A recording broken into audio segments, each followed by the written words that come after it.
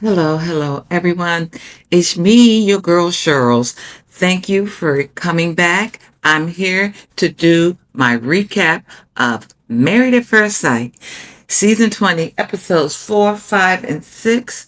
I know that I promised that I would be in front of the camera for these reviews, but life be lifing. So I couldn't get done what I wanted to get done, but going forward, I got you all. Please hit like, comment, subscribe, and share, and let's get to the recap. I'm going to do couple by couple. I'm not going to do scene for scene, word for word. I'm going to give you a quick synopsis of these exciting couples, starting with Michelle and Cam, the very boring couple to me. Michelle's voice is annoying, as I have told you all before. It's a lot for me to take in. They're having a conversation. She is telling him about her fibroids. They discuss adoption, and he told her he's not against adoption. He has a sister who's adopted, and he simply adores her. So that works out for them. But what we do find out about Cam does not live in Seattle. Cam lives in Portland, Oregon. I do not know the distance between Seattle, Washington, and Portland, Oregon. I know they are states that connect, but I do know for a fact that they're not like the DMV where you can get to Virginia, Maryland, and DC all in a matter of 20 minutes. All right? That I do know. Next.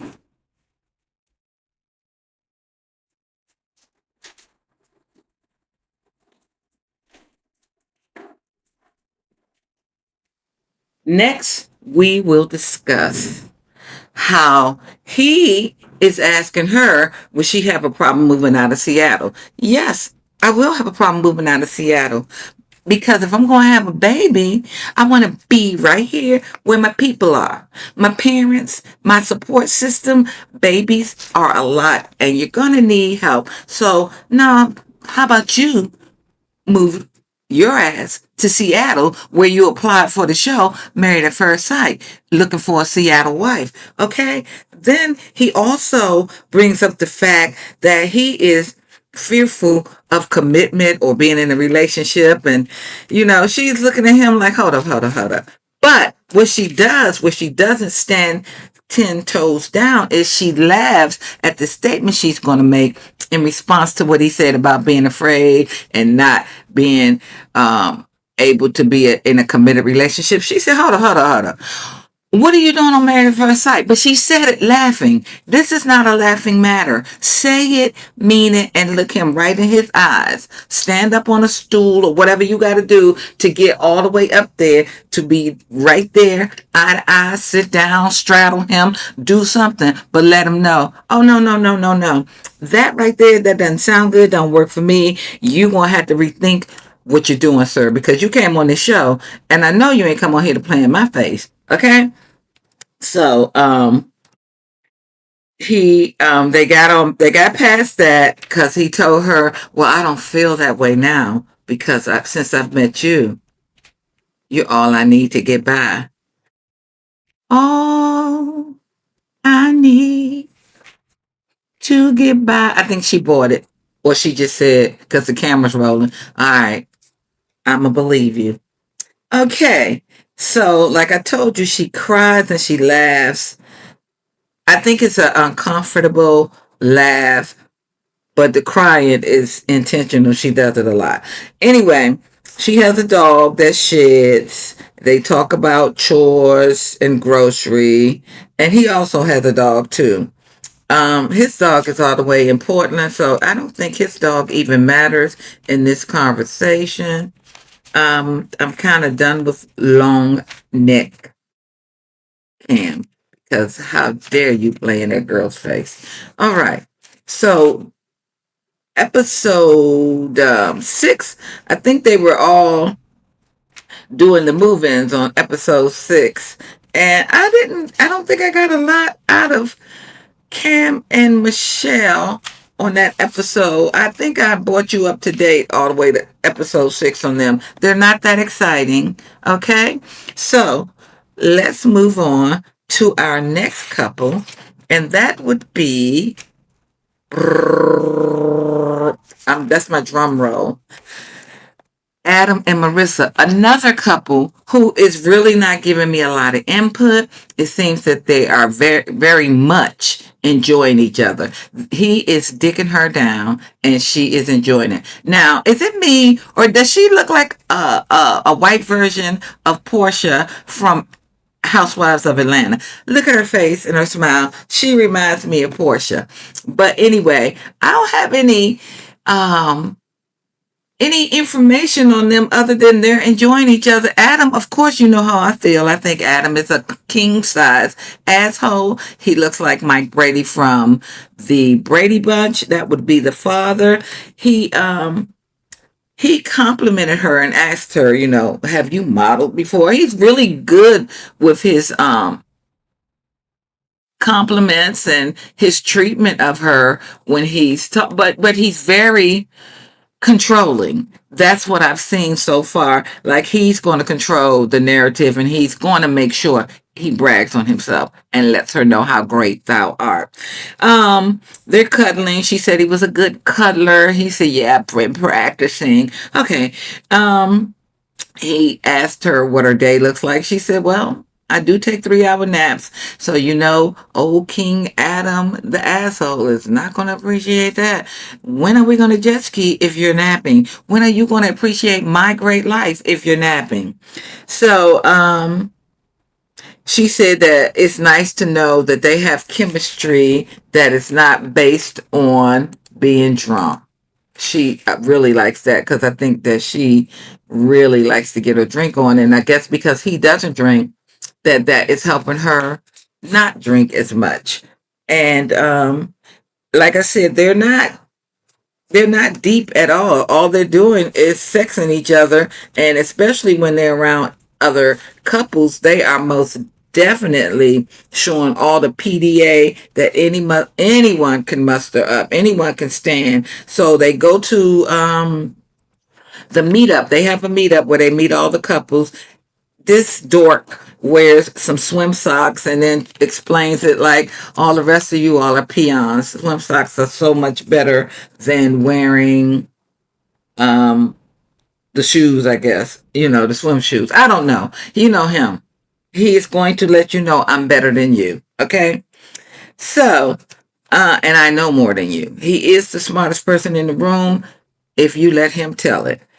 Otherwise, let's see what else they think I don't know if it was them or him or her together, but I know it was him. He said he thinks Devin and Caitlyn are the worst couples. He thinks this is a competition. I think that they told him at the end of the show, you're going to win a prize, a brand new jet ski. I don't know. Adam is unwatchable to me.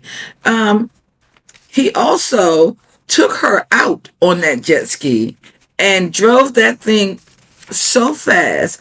Poor Marissa, she was screaming and hollering, and he kept going.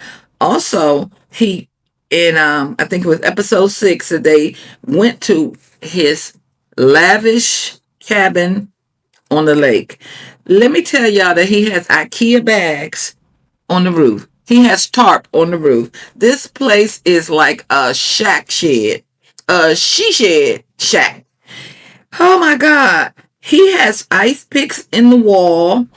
This place that he told us that was the most lavish, lovely piece of property anyone could ever see is really a homeless shelter for a big dork. It's Shrek's house. Shrek's house looked better than this house. This man has ice picks in the ceiling. And she noticed that and she did say it's kind of creepy, kind of serial killerish, and we're all not going to be surprised when we find out that this dork has some kind of creepy past or creepy present. Is a creep. He tells her he has a master's degree. He was cum laude. I don't know. He has to brag on himself. That is enough about Adam and Marissa. We're not really finding anything out about them. We're finding out that they like each other sexually. That is what I'm getting from Adam and Marissa, and he loves jet skis. We all know that. Let's move on to our next couple, Courtney and Nick. Courtney is another person that is so much of an asshole. Um, I don't think this woman has ever actually dated maybe she had dated a man one time in her life. This girl is unhinged. She is telling anybody and everybody how much she does not like Nick. She is not telling everybody because the one person that she keeps forgetting to tell or that she's afraid to tell is Nick. She can't stand Nick. But guess what? She was in love with Felipe when they got to that meetup. Oh my God. Felipe was the end all be all. This girl is checking everybody's husband out. Her and Caitlin got together and compared notes on how they are not happy with their choice. Caitlin, I think, let Courtney do all the talking because Caitlin is not in a situation where she hates her man. Caitlin is in a situation where she is just a distant person and she can't get with all this attention that her man gives her. But we are on Courtney right now, and Courtney is the bodybuilder, and she's out of control. She doesn't like Nick at all. Nick might be boring. Now, I'm not going to take that away from him. I'm going to let him ride on that boring horse. But she's not talking to him about her likes or dislikes, trying to get him to open up. You're supposed to be getting to know your husband. This child is all over the place with her quote unquote 28-year-old self. Okay? She says she's 28. This woman, I think all she has ever done is probably trained to work out. Ooh, they are another unwatchable couple. They were on the boat and they were talking because she has told everybody she hates him. I guess they had this excursion to go on. They're talking and then they realize, I'm a goofball and so am I. Well, you can be goofy with me. Let's try this. But before that, she was about to open up about herself and she had this moment where she was breaking down, but she reeled it all in and controlled it. And then they had the breakthrough that they're both goofy. So let's be goofy and try to get to know each other. Okay, I'm gonna go ahead and say, since I haven't said it about any other couple yet, these two are not going to work out because this MAGA girl, this MAGA chick is something really, really, really, really wrong. And it's not that deep rooted. It's surface. We can see it. Somebody just needs to address it. Stop placating this lady. Stop placating. I'm saying the wrong. Placating. Stop playing with this lady and let her know, I see you. I see you. I see that you got some issues, boo. All right, next couple. Oh no. Let's continue with one more thing about Courtney, the unhinged, and Nick. No, there's nothing else. Oh, well, they saw the expert. Okay, they went to, like I said, they went to the meetup. She complained to everybody. She fell in love with Felipe. They went to see the experts, and Dr. Lisa said, what is going on? There's no warmth here. And that's what Nick was saying. Like, I'm not getting any flirty warmth. I don't know what to do with this unhinged, frazzle rock, bodybuilding MAGA woman. So they decided to start touching. I mean, everything is so uncomfortable for her. She didn't know how to touch a man. They don't know. They're very uncomfortable. And it's very, very concerning to watch. This lady is going to lose her mind. That's what it looks like. This is not going to be a good experiment for her because she's so much in her head. She does not know how to relax. She wants to keep on saying, I've never had a one night stand. What the hell that got to do with, have you ever been around a man? Good Lord. Do you like him? Because I don't think he likes you. And one word that she says a whole lot. I'm a slow burn. No, you're not. You're crazy. Next couple, Belle, Jolie, and Mecca. And they have come up with a nickname for themselves as Becca. They go to the meetup and they are the flyest couple there. I think they're just the flyest couple on this season anyway. And I think they look good together, but we got another issue. We got Logic's son, Mecca. Mecca doesn't know when and what to say. Mecca is another person that's in his head, but he kind of plays it. He's not as frazzled as Courtney. He is enjoying Belle, but he has to know or has to let her know that I know you like me more than I like you. What the hell does that have to do with anything? But before I get there, let's talk about the conversation that they were having. They had a conversation. This was before the meetup. And she says to him, they're talking about liking each other. But then she said, are you going to leave me? Where the hell did that come from? Then she said, if you leave me, I'm going to cry. Then she said, no, I'm not going to cry. I ain't chasing no man. You brought the whole conversation up. So what, you talking to yourself? And why? Why is, are you going to leave me part of the conversation at that moment? They were just having a great conversation talking about matching outfits and how they get along. And they really look good together. Okay. So I didn't understand that part, but like I said, they went to the meetup and they were looking good together. So then we have another scene with them, and they're in the bed. Um, Mecca has on a pink do rag. He still has his black fingernail polish, and he got those little gold trim on his vampire teeth. On the vampires, those two teeth. Not that he has vampire teeth, but he has the gold on those teeth. It's a little trim. I don't know what you call it. This is his thing.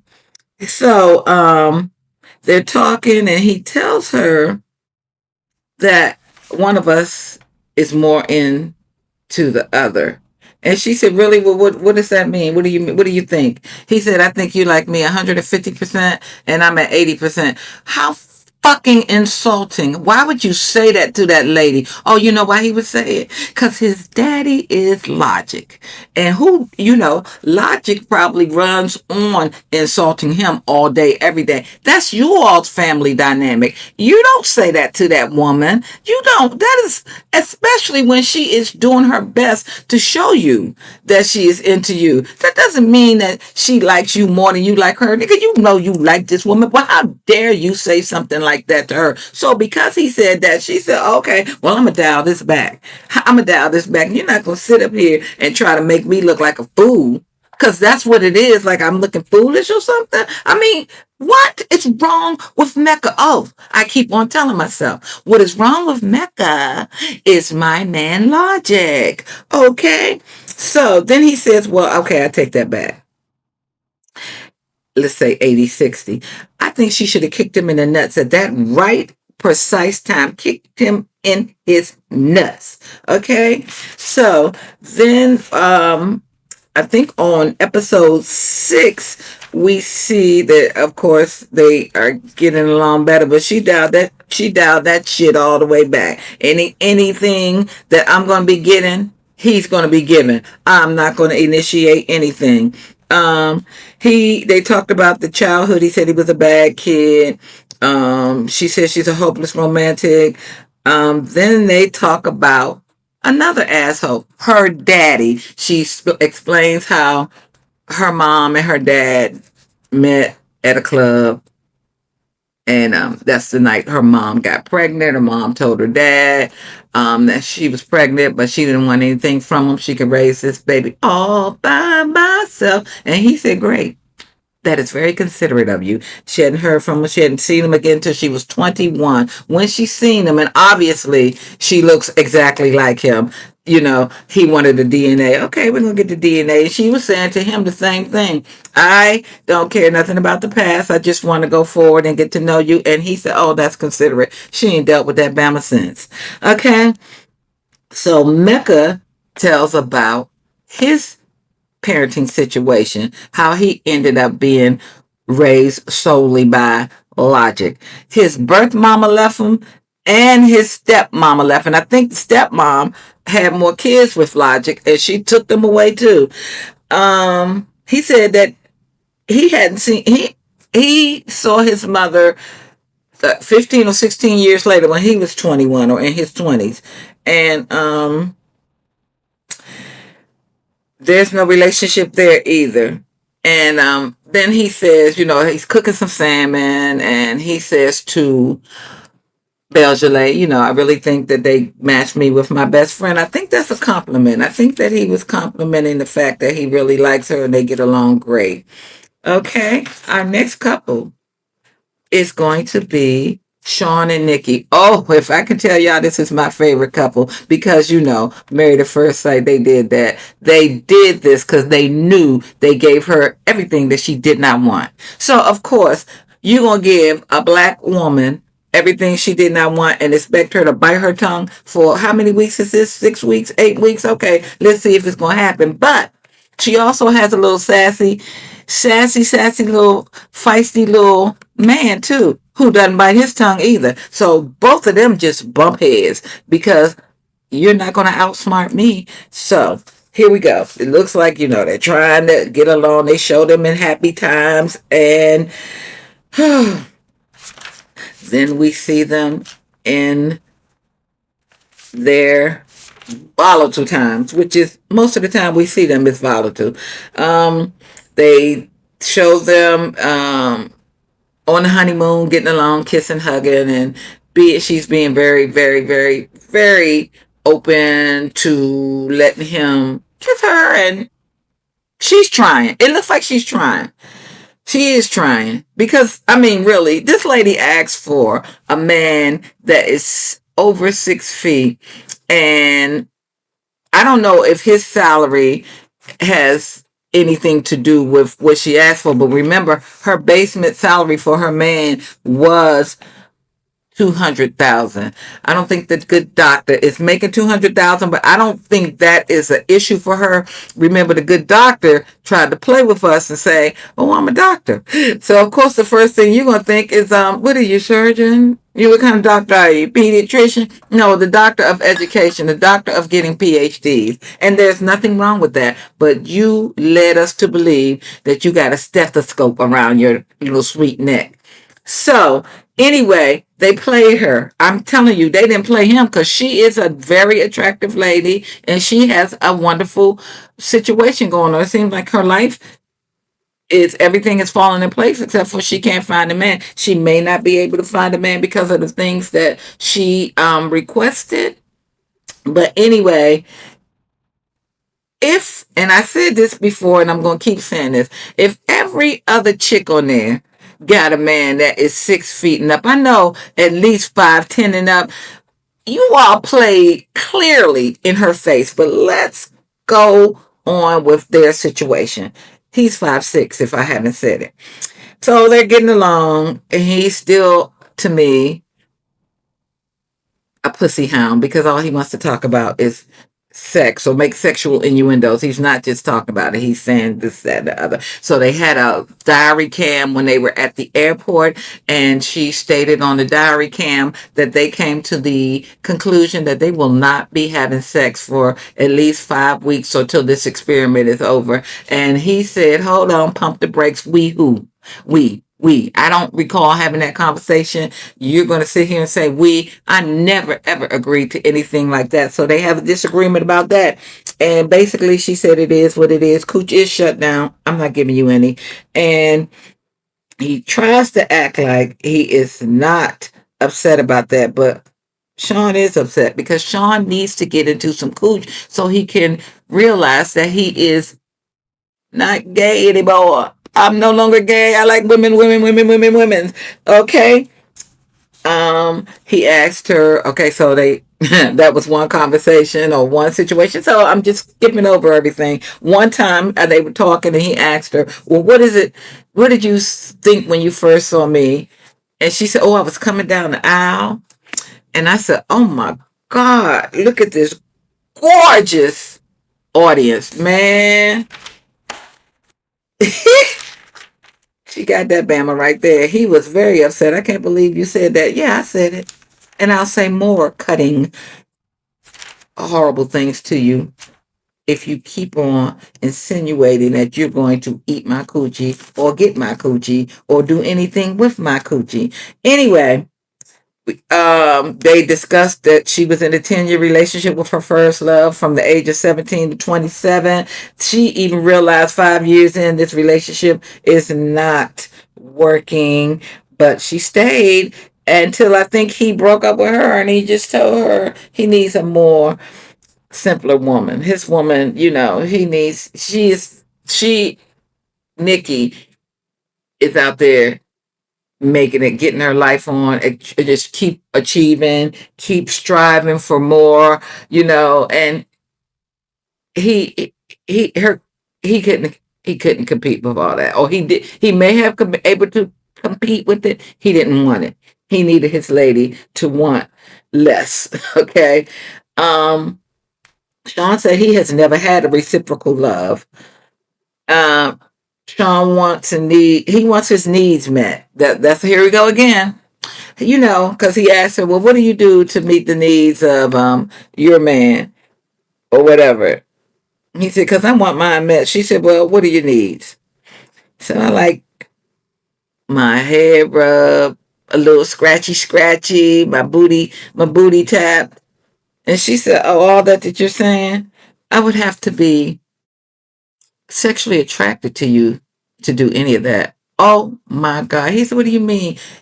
You are, basically you have been showing me that you're sexually attracted to me. We've been kissing, we've been tonguing, we've been hugging, she was like, oh no, I've just been exploring. I've been trying to see what's what. Don't explore with me. And then, oh, they go, oh, he is losing it. So you just been she's not sexually attracted to you, Sean.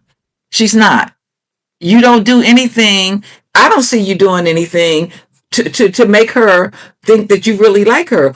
All I see is that you want to get in them draws. That's it. And tell her how great you are. I don't see that you're doing anything for her, but maybe they're not showing it. But anyway, I'm on Nikki's side because you all didn't give her what she wants. And then she has this sassy little man that's very combative, and they argue about everything. And he's really upset that now you are telling me you're not sexually attracted to me, and I've kissed you, or we've kissed, and you have food in your mouth. I don't know what the hell that means, but there you go with that. So, of course, they're going to argue, fuss, and fight all the time. Then in episode 6, now, see, this man is always trying to get in her pants or making sexual innuendos. They show a scene where they're getting ready for bed, and she's doing a routine at the sink, and then she's going to go get in the shower. His routine at the sink barely involved water, let alone soap. He hit a couple of spots. I don't think he hit the vital spots.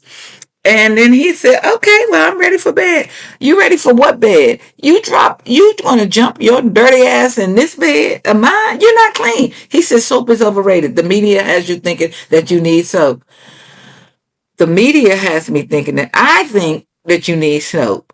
I think you need water. I think you're going to need a shower and a bath and then take a shower. You dirty little runt.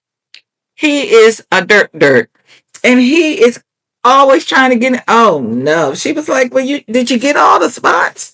He said, oh yeah, 3 minutes tops and I'm done. You're still dirty, you little dirt. So the doctor is dirty Dr. Sean. Dirty Dr. Sean. Who he's a dirt. And also, I believe that he doesn't have much experience with women because remember in the beginning he told Dr. Paul, oh, I'm not Dr. Paul, expert Paul, I've dated this woman, I've dated that woman, all these beautiful women, blah blah blah blah blah blah. Everybody has been in my life, but they've never really showed me any love. That's because you are a troll. Our next couple is going to be Felipe and Tori. Not much going on here. It looks like it's working out. He is a very loving person. She really likes him. She opened up to him, told him that her mom had cancer, and she went through that. He told her about him being a cheater once again. She said, well, you know what? Is that out of your system? Because I don't need to be cheated on. I just need you to be loyal and monogamous and good to me. He said, I think I can do that. She said, because let me tell you, I, I was cheated on before. So she starts to tell a story about the man that cheated on her. I'm thinking I'm gonna hear a story from Waiting to Exhale that you done lit the house on fire, you done sold the car for $1, you done bleached the clothes. No, we didn't hear that. We heard that the side chick called, told her about the man. Her and the side chick go out for a drink. She comes back home and she packs up all her stuff and she leaves. And she even dropped off the the girlfriend credit card. I guess that's the authorized user card or the card he has for her with a certain limit. She didn't do a blueprint can trail. She didn't charge that joint up. She just left it all from the story that she's telling us. She calmly left that relationship after she found out he was cheating with a 24-year-old. Okay. Anyway, back to her and Felipe. They want children and they asked a lot of questions. They are getting to know each other. He asked her what her religion was. She said she is Christian. He said he was raised Catholic, but he is an atheist. And the producers and the experts, I'm pretty sure they thought they were going to get them a scene out of this. Guess what?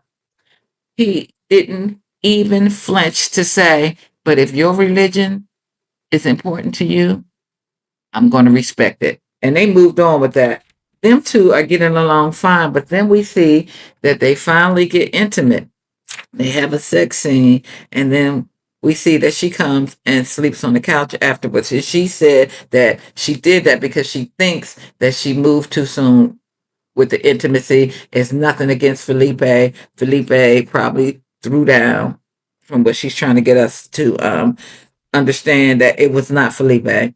I came and slept on the couch because I got in my head after that. All right. So, um, they also, let me see what else I wrote about them. They also, they're just doing great. It wasn't much to say. I don't think episode 6, Felipe and Tori are doing great. That's what I put. Opening up, Tori said they have well in episode 6 she said they had not had sex, but by the end of the episode that's when they had sex and she slept on the couch. And Felipe is telling her he's completely committed to her. They seem to be doing great. Now let's move on to another couple, Devin and Caitlin. This is my last couple, I believe. Whew, boy. Devin and Caitlin are another couple that are missing each other. Their styles are different. Devin wants to, shower her with love and attention, and she wants distance. They made a plan to go to the gym at 8 o'clock in the morning. She got up at 8 o'clock in the morning. She went to the gym. He didn't. He was very upset because of that. But my thing with him, I like Devin and Caitlin because I think they're just missing each other. Devin, couldn't you just get up and go to the gym? Even though she didn't go with you? That part I don't understand. You're upset. Go to the gym, bro. Just go. So he's holding that over her head. She it's just really distant. And she says she has to get used to a guy that is so attentive. And like I said, when they did the meetup, her and Courtney are talking, and she's just like, I just want to be alone sometime. And she just has to get used to him, and he has to get used to her. I don't have any problems with them other than they need the experts. Somebody needs to help them understand each other, and that's what they did. They went to the experts, and she even said, we need the experts bad. She has a dog, I think. I didn't write much down about them. She thinks that she's doing everything that she can, and he still got complaints. He wants her he said he does not like that she's so distant. And she said, I don't feel good about it either, but that's just who I am. And she said she likes that he's honorable. And he said he would just like more eye contact. And she said, I'm trying to give it to you. I'm trying to give you the eye contact. But anyway, those were the 4 through 6, episodes 4 through 6. And these couples are going to have something for us every week because basically, Sean and Nikki are my favorite Mitch Mac couple. And I see that these episodes coming up, the bomb is going to be dropped. Shit is about to happen. All right. I appreciate everyone joining me. This is your girl, Shirls. This was a little longer than I expected it to be, but I appreciate you all. Please hit like, comment, share, and subscribe. Thank you again. Thank you again. Thank you again. Bye bye.